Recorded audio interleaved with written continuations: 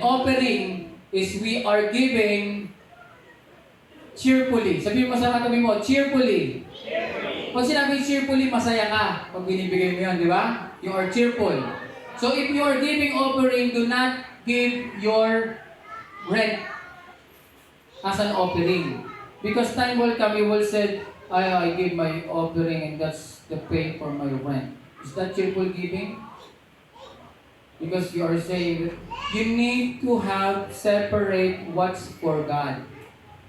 If that is for your Meralco bill, don't tapal.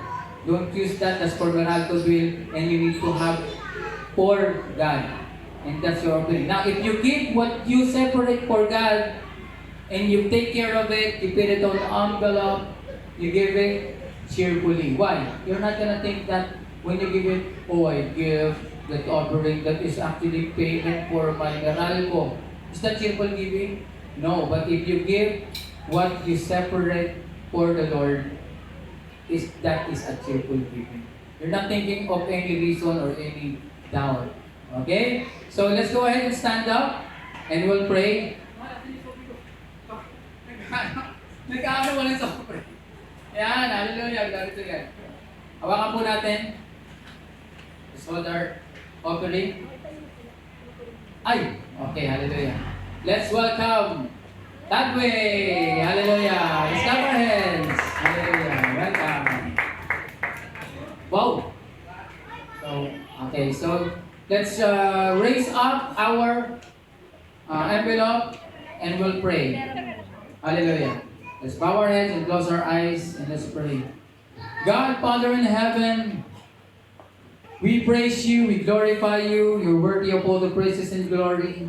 And we have this offering, this tithes, or this money that we have in this envelope because we believe and we obey by your word. You said, Lord God, that we give tithes because you are going to open the windows of heaven, Lord God.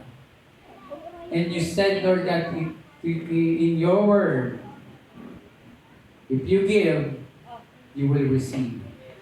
Believing and receiving. Hallelujah. Lord, I pray, pagpalain mo, Panginoon, ang mga taong nagbigay. They are worthy to receive a blessing. Those people who give.